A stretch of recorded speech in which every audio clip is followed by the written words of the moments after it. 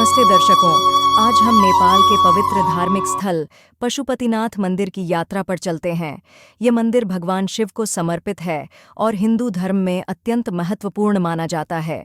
इस वीडियो में हम पशुपतिनाथ मंदिर के इतिहास, पौराणिक कथाओं, धार्मिक महत्व और वहाँ होने वाली अनुष्ठानों के बारे में जानेंगे। पशुपतिनाथ मंदिर का इतिहास हजारों साल पुराना है। माना जाता है कि यह मंदिर 400 ईसा पूर्व का है। हालांकि कुछ इतिहासकारों का मानना है कि यह और भी प्राचीन हो सकता है। मंदिर का उल्लेख प्राचीन ग्रंथों जैसे स्कंद पुराण और वायु पुराण में भी मिलता है। नेपाल के पशुपतिनाथ मंदिर को कुछ मायनों में तमाम मंदिरों में सबसे प्रमुख माना जाता है। पशुपति का अर्थ है पशु मतलब जीवन और पति मतलब स्वामी या मालिक, यानी जीवन का मालिक या जीवन का देवता। पशुपतिनाथ दरअसल 4 चेहरों वाला लिंग है। पूर्व दिशा की ओर वाले मुख को तत्पुरुष और पश्चिम की ओर वाले मुख को सद्योत कहते हैं।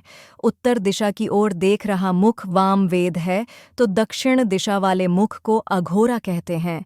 ये चारों चेहरे तंत्र विद्या के 4 बुनियादी सिद्धांत हैं। कुछ लोग ये भी मानते हैं कि चारों वेदों के बुनियादी सिद्धांत भी यहीं से निकले हैं। माना जाता है कि यह लिंग वेद लिखे जाने से पहले ही स्थापित हो गया था और इससे कई पौराणिक कहानियां भी जुड़ी हुई हैं।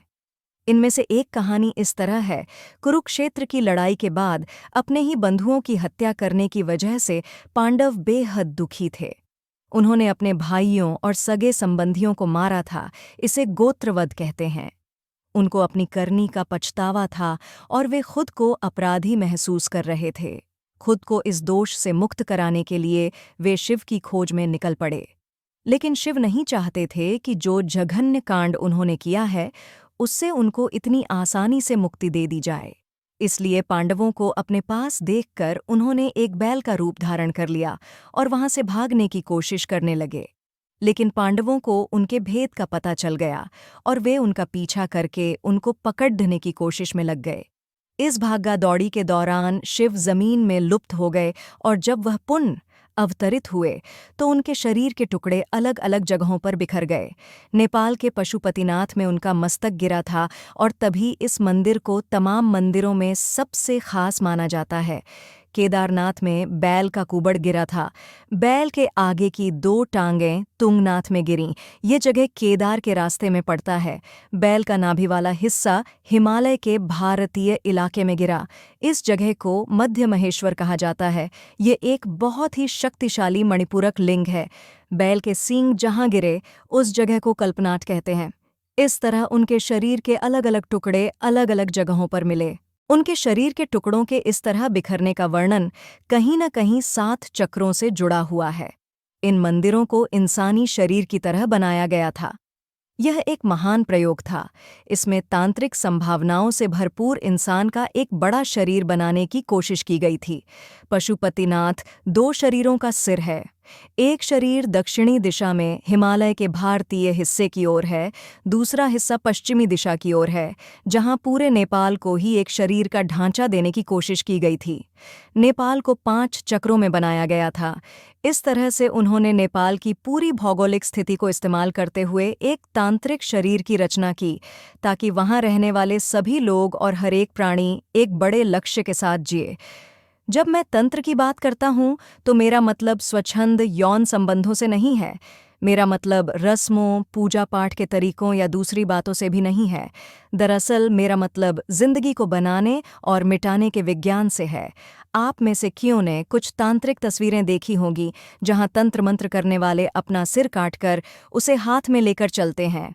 ये तस्वीर आपको यही बताने की कोशिश करते हैं कि तंत्र मंत्र का अभ्यास करने वाला दरअसल जीवन देना और इसे नष्ट करना सीखता है। वह जीवन के एक रूप को दूसरा रूप दे सकता है। पशुपतिनाथ मंदिर में बलि क्यों दी जाती है? यही वजह है कि इस भूमि पर इतना बलि दी गई है। अगर आप यहाँ साल में कुछ खास मौक़ों पर आएं तो इसी बलि की वजह से ही आपको काठमांडू की सड्ड के लाल रंग में रंगी नजर आएंगी। इसे जानवरों के अधिकारों से जोड़कर देखें तो हो सकता है कि आप इसे पसंद न करें, लेकिन मैं आपको बताना चाहता हूं कि उन्हें आपकी बलि देने से भी गुरेज नहीं होगा। दरअसल उनका मकसद ही बिल्कुल अलग है। वे जिंदगी के बारे में आपकी तरह से नहीं सोचते हैं। आज भी इस सभ्यता की सोच पूरी तरह परम मुक्ति की है। भक्तपुर। ईश्वरत्व का एहसास हर कदम पर यहाँ एक जगह पर आपको जरूर जाना चाहिए और वह है भक्तपुर। यहाँ अवशेषों से आपको जानने को मिलेगा कि कभी पूर्वी संस्कृति कैसी होती थी। भक्तपुर एक ऐसा शहर है जिसे इस तरह तैयार किया गया था कि यहाँ आने वाले को हर कदम पर ईश्वरीय शक्ति का आभास हो। भक्तपुर का मतलब भी यही है। तभी तो यहाँ हर पड़ाव वास्तव में एक मंदिर है। यहाँ पानी पीने की जगह भी एक मंदिर है, साफ सफाई की जगह भी एक मंदिर है और यहाँ तक कि बात करने की जगह भी एक मंदिर ही है। यानी जब हम भक्तपुर में जाते हैं तब हम वक्त के 1100 साल पुराने दौर में होते हैं। और सोचिए तब वक्त कैसा होता होगा जब महिलाएं सिर्फ लाल रंग के वस्त्रों में होती थीं और पुरुष सफ़ेद रंग पहना करते थे। लोग ईंटों की जिन इमारतों में रहते थे वो आज भी खड़ी हैं। यहाँ कई लोग आज भी उन्हीं घरों में रहते हैं जहाँ 1100 साल पहले उनके पूर्वज रहते थे।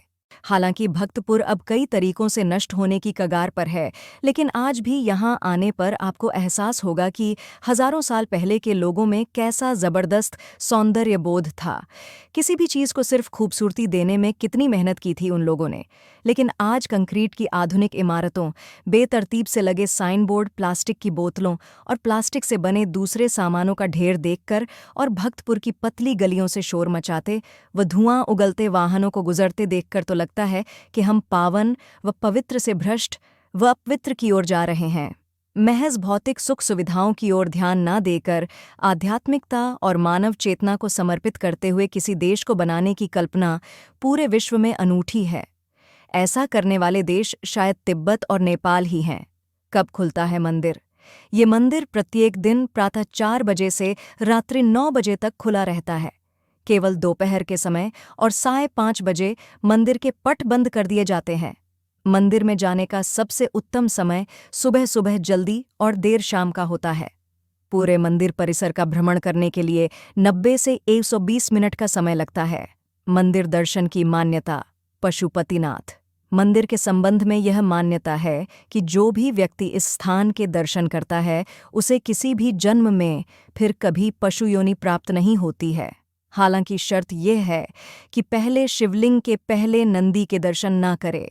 यदि वो ऐसा करता है तो फिर अलगे जन्म में उसे पशु बनना पड़ता है। मंदिर की महिमा के बारे में आसपास के लोगों से आप काफ़ी कहानियां भी सुन सकते हैं। मंदिर में अगर कोई घंटा आधा घंटा ध्यान करता है तो वह जीव कई प्रकार की समस्याओं से मुक्त भी हो जाता है। अगर आपको वीडियो पसंद आया हो तो कृपया लाइक करें, शेयर करें और सब्सक्राइब करें। धन्यवाद।